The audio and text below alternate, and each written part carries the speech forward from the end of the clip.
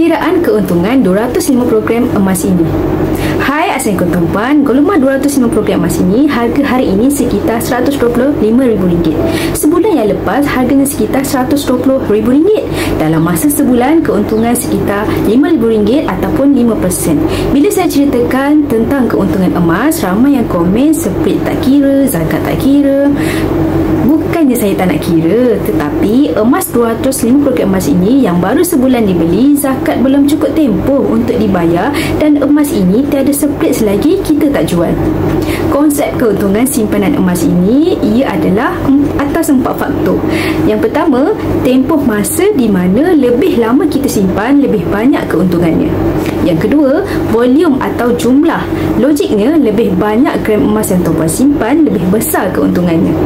Yang ketiga, ketulinan di mana emas paling tulen iaitu emas 999.9 memberikan keuntungan berbanding emas 916.